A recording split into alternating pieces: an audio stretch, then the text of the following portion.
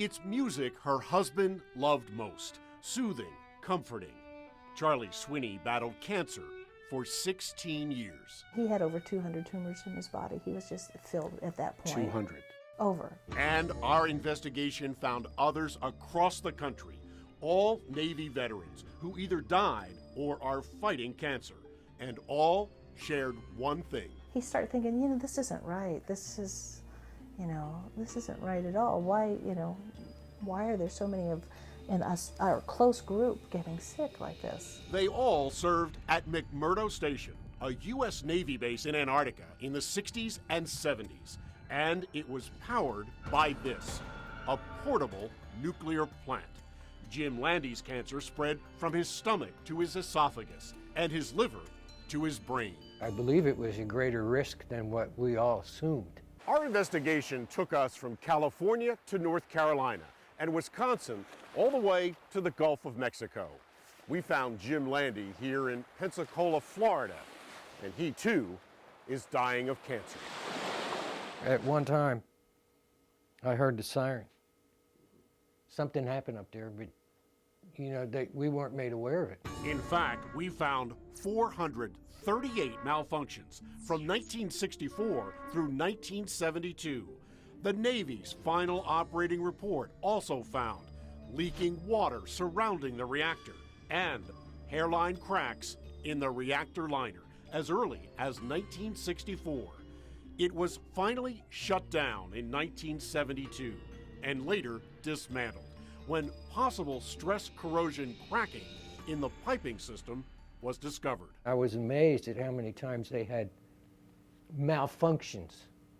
We didn't have an accident, we had a malfunction. The same report found contaminated soil was loaded into dump trucks, hauled away uncovered, and loaded onto cargo ships for disposal in the United States. And then I got thinking about all that excavated soil passing through town and clouds of dust from all this stuff. And I'm going, gee whiz. Did it give me cancer? Still, the report concluded no significant increase in radiation exposure. Jim Chalk lives in Wisconsin. He had testicular cancer. It kind of makes you wonder.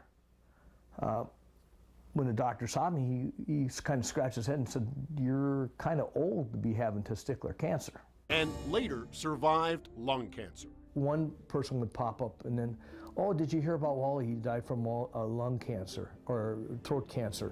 And did you hear about so-and-so? They had a brain tumor. And did you hear about so-and-so? They had testicular cancer." In North Carolina, Bob Boyles battled thyroid cancer. The first thing the doctor asked me was, well, that's the type of cancer you typically get from exposure to radiation. He says, when were you exposed to radiation? Boyles remembers questioning a supervisor while they disposed of the plant's equipment. I asked him, I said, well, is it safe for us? And he goes, yes, it's safe. Just don't go over in that area over there because we're not sure about that. We think that might still be a little dangerous. But our investigation found that for years, veterans' complaints about possible radiation exposure have fallen on deaf ears. From Idaho, Carl Sackman sent this 2002 letter to the VA saying it was common knowledge that leaks occurred. So did Wally Glennon in South Carolina.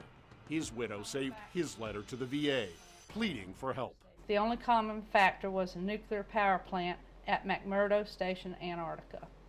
I would hope that a thorough investigation is underway to determine if the facility in Antarctica in any way could have caused the health problems of myself and my shipmates. Both men died of cancer, and all of the men we spoke with want answers. Some haven't even been identified.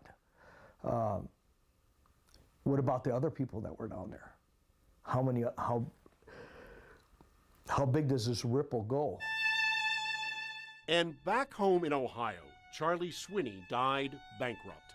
The VA denied his repeated disability claims. He felt like he was kicked to the curb.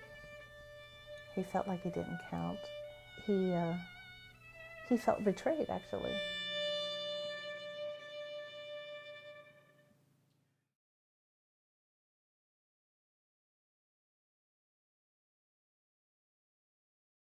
It's a story that begins with homes like these. This one was bought for $900, but within weeks, it was sold to an investor for $32,000. Angela Racian is another investor. They collected a lot of the money from investors. They took the money and they ran with it. So it's turned out to be one big scam. So we followed the money from Cleveland neighborhoods all the way to Southern California. Millions and millions taken in by this, in. and how did it all end? It all ended with pretty much nothing. People were out of the money, the office closed down. Michael Alexander and Mark Tao disappeared, and no properties. Michael Alexander, convicted of tax fraud in 1997. My partner and I, Mr. Mark Tao, worked directly with the banks. And Mark Tao, banned from selling securities in 2003, now were a team buying up 129 homes they claimed were great investments. We have some very exciting and very interesting, but most importantly, some very lucrative information we're going to share with you tonight. Well, I was saying that they were collecting $25,000 a person. Alexander ran seminars like these. Michael Alexander seemed very credible. He was nicely presented. Complete with a plan to renovate them. Even better, we have put together a complete turnkey system whereby you'll be able to take advantage of what we can show you and offer you here this evening. Rose Reagan's another investor. How did he strike you? He's a salesman, you know, gregarious, interesting, a little slick. Still another asked not to be identified. Very slick presentation, slideshow. And slick is a good description. When investors learned the real condition of homes they were buying, Alexander and Tao vanished into thin air. They ended up being really, really dilapidated, condemned properties in the downtown worst areas of the city. Did that surprise you? That totally surprised me because during the presentation, they were showing nice homes. Their company was called Easy Access Funding. And here at its Newport Beach, California office, we found doors locked, lights out. Meanwhile, hundreds of homes back in Cleveland were now sitting empty, some falling apart from neglect. Or worse. Next you know, we just heard a tremendous explosion. 2 years ago, this easy access home exploded. An entire West Side neighborhood nearly destroyed.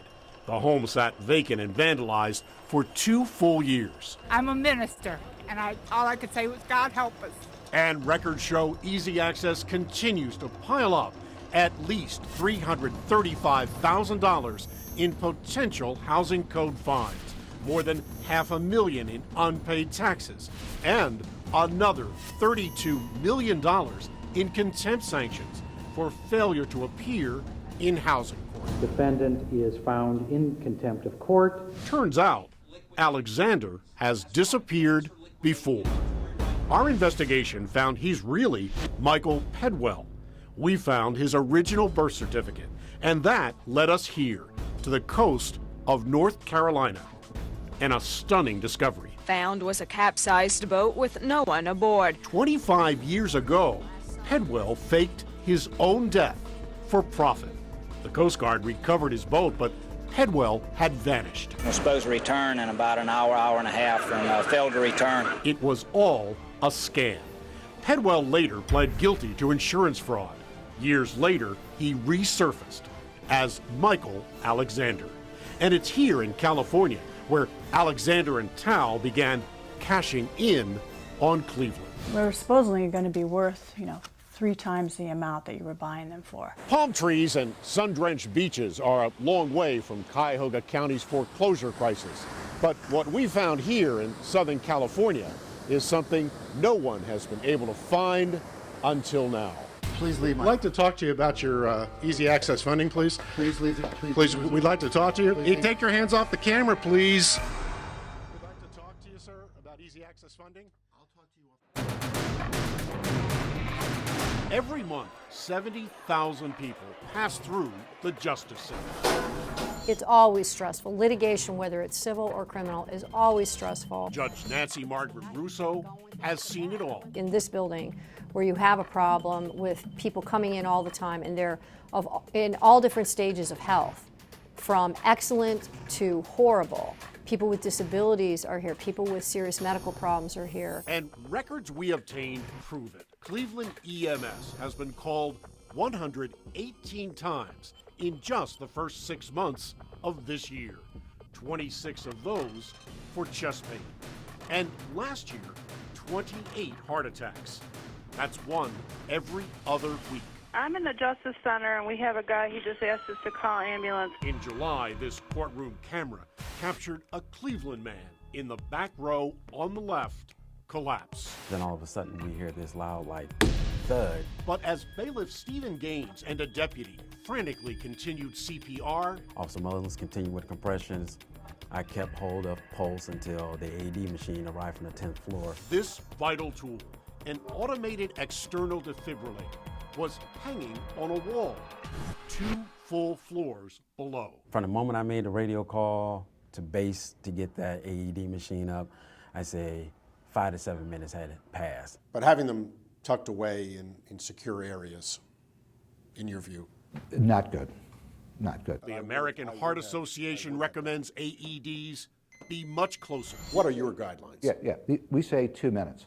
Though you'll see some in our literature. 2 minutes. 2 minutes. 1 minute going to reach it at a brisk walk, and 1 minute back at a brisk walk to wherever the victim happens to be. Now they're rushing to attend to him. And cardiologists warn every second is vital. And the reason time is of the essence is that for every 60 seconds, every minute that goes by when someone's heart is quivering like a bowl of Jell-O, his or her chance of survival drops by 10% every minute. By comparison, at the much smaller Lorain County Courthouse, we found an AED on all 6 floors. So just how many of these? Apply pad to exposed And they chest. even show you where on the chest to put them. Are in Cuyahoga, in a courthouse with 23 floors. We found this one secured behind a desk on the ground floor, and according to records, another here on the 6th floor. What if someone were dying in this building and I wanted to get the AED on this floor? Where is it? He couldn't show us because it's not even here. The AED is actually 4 entire floors up on 10.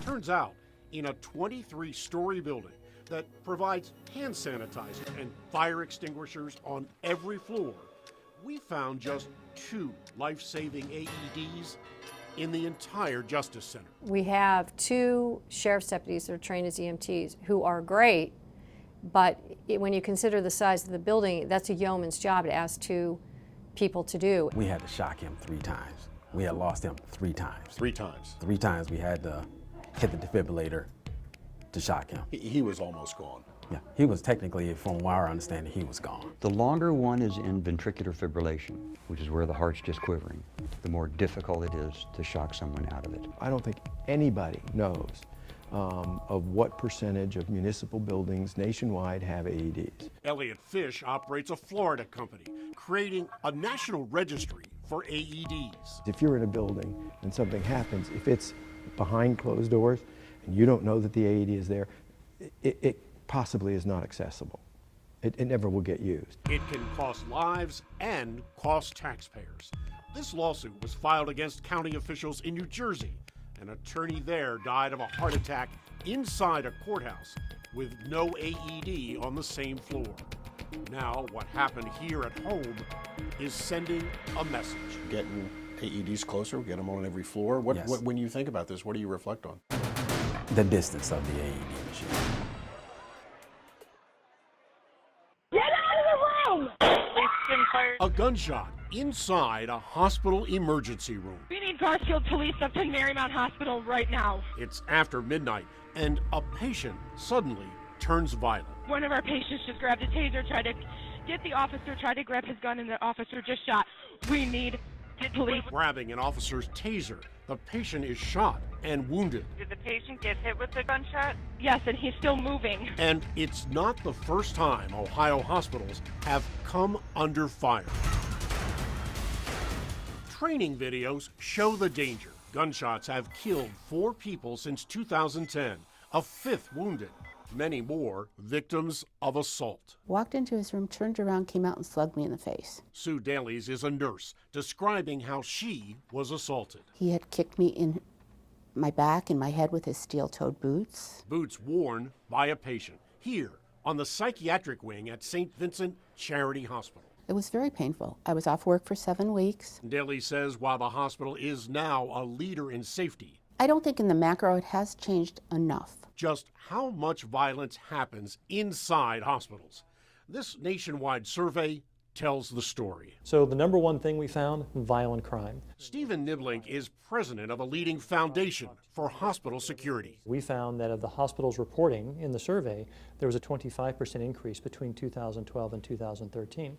That's a substantial amount of crime. It's 25 times more. 25 times more in a healthcare environment. So we asked Cleveland hospitals for their numbers. At Metro Health, we found 110 assaults involving just staff members in the last 3 years, plus 273 disorderly conduct and domestic violence cases. At the Cleveland Clinic, 114 cases involving workplace and domestic violence or disputes, 46 robberies and assaults in the last 3 years. But university hospitals reported only violence recorded in the last 14 months. 2 assaults, 9 disorderly conduct cases. The hospital blamed record-keeping changes involving how violent crime was classified for the lack of data. But we found it's information hospitals have at their fingertips. So this is tracked. Absolutely. And they keep the numbers. They keep the numbers. It's part of their security management plan. And not only do they track it and understand what's happening, but it's also a teachable moment for them. No healthcare worker should ever expect to get hurt. That was Daly's last summer, urging hospitals to improve safety. It was the first time a forum like this was ever held in Cleveland. I heard from other people, even from management, you work in a psychiatric facility. What do you expect? Across Ohio, in hospitals and healthcare settings, we found 520 cases of violent injuries over a 2-year period, 340 nurses victims of assault. And in hospitals nationwide, more than 22,000 violent injuries resulting in at least 21 deaths. Oh, I think it's way underreported.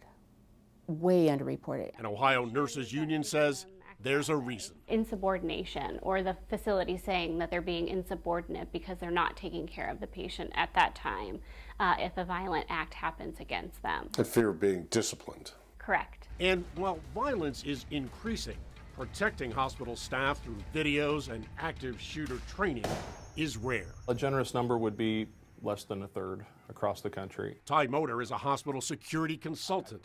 His company creates videos like this for hospitals across the country. Preventing an armed violent intruder is highly unlikely. However, through proper policy, training, and drills, we can dramatically reduce the overall effects of such an incident. A message victims like Sue Daly says is still going unheard. And I think that a lot of hospitals still have the attitude that it's just part of the job. You should expect that that may happen.